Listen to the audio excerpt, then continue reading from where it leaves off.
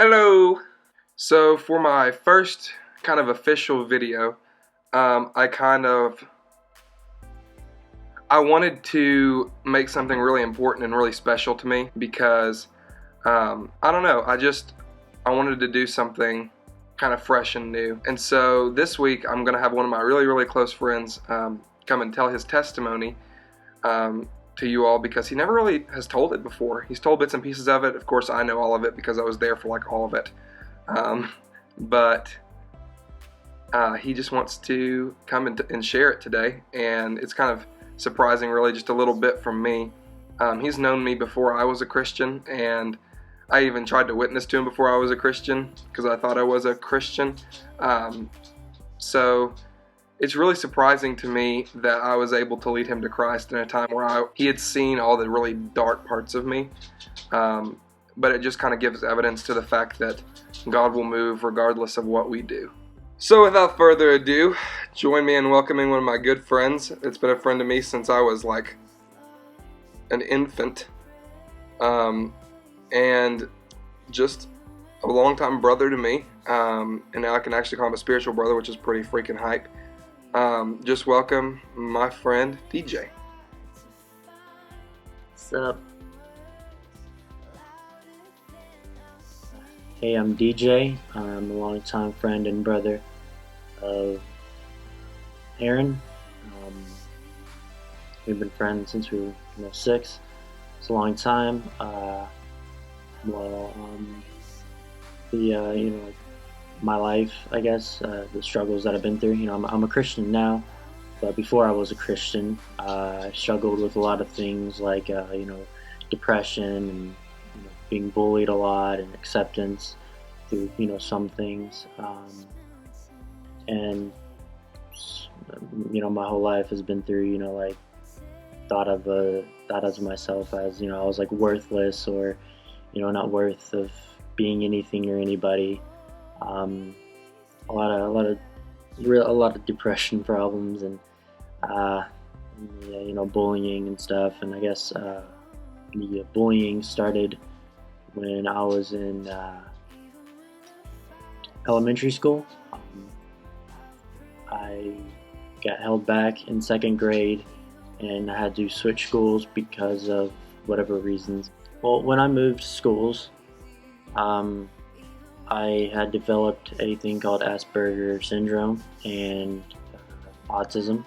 It wasn't as strong, like the autism wasn't strong, it just made it to where I was like really hyped all the time, where I would just be jumping off the walls no matter where I go, it's like I was on a sugar rush like 24/7, and I had like learning problems where like, the teacher had to go slower than usual, and I didn't understand a lot of things,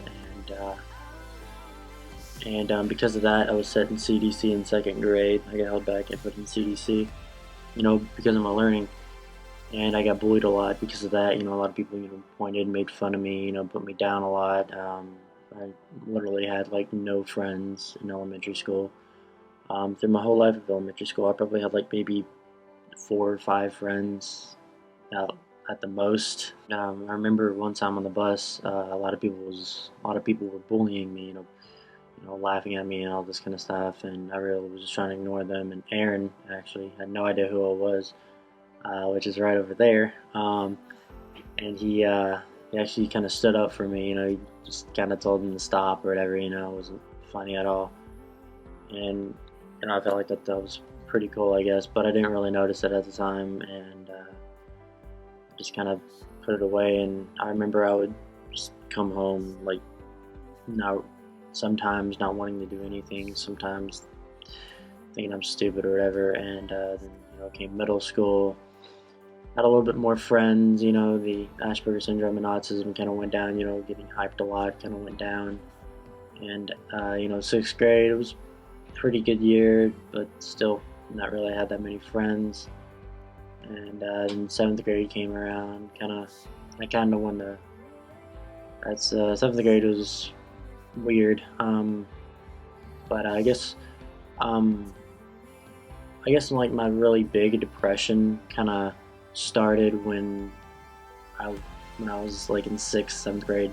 Kind of started when I was 7th grade, and uh, when I had like this really big depression problem.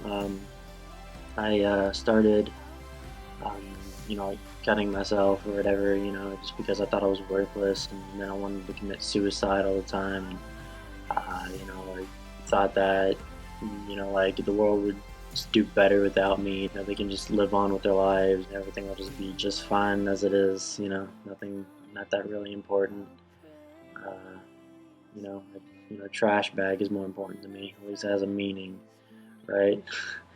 And I went on that with a few years. A lot of depression and stuff like that. And I wanting to be. I went from like wanting to be around people, wanting to fit in with the in crowd, I guess sometimes, to not wanting to be around anybody at all. I kind of struggled with that, and just a lot of suicide and depression problems, I guess. The reason I don't talk about that a lot is because I feel like people just look at me weird and think that, oh, this kid struggles with suicide. Oh, he's some stupid emo kid that, he just wants attention.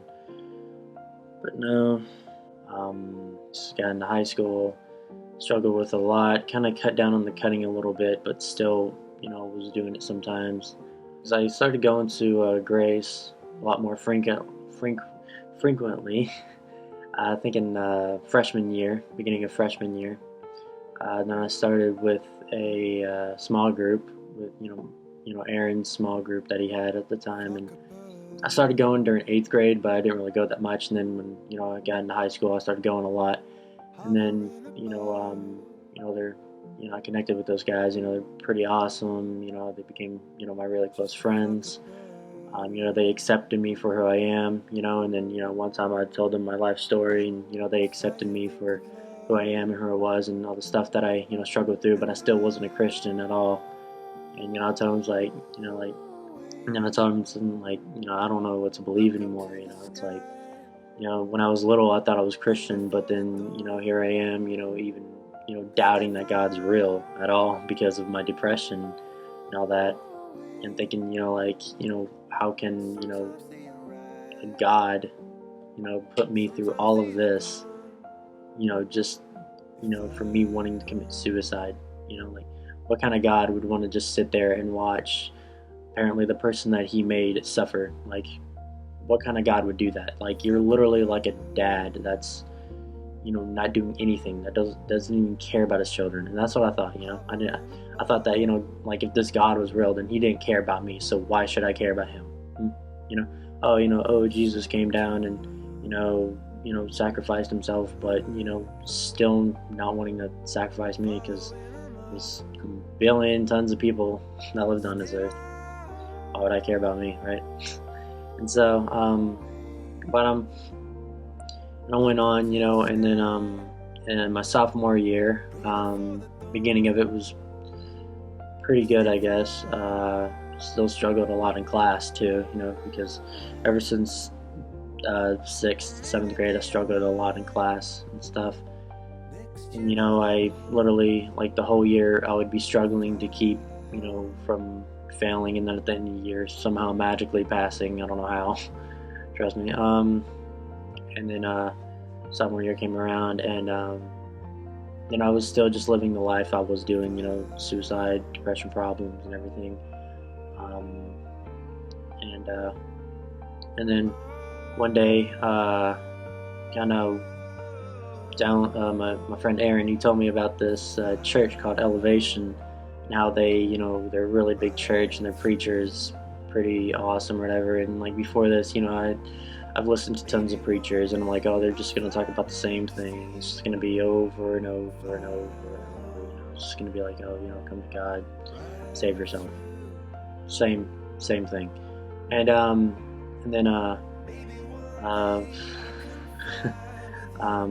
told me that they have an app to download it, and so I downloaded it, and just listened to to his preaching. And before this, my friend Aaron, he, kind of like pushed me on for a while to, just talked about me, about Jesus sometimes and stuff like that, and did the best he could. And he told me to, and I was like, I kind of put it off for a little while, but then he kept telling me, and I was like, fine, I'll do it, fine, I'll listen. And I listened to one preaching. I was like, oh, this is so way different from your normal preaching. Uh, and like the funny thing is, I connected with it. I don't remember um, the sermon or anything like that. But I listened to it and I was like, oh, this is really cool. So I listened to a few more, and this was a few days before. This is in October, and um, October the 29th of 2014. There was a at the church we go to, Grace. There was a big dodgeball tournament that they do every year, and so I was gonna go since I didn't go last year. I was gonna go this year, and it was gonna be really cool. Get to play dodgeball with some friends and stuff. And I guess something just changed, and I just kind of went to my friend Aaron. It was like, hey man, I kind of want to get saved. I guess that's when my life changed. I guess is when I accepted Jesus into my heart.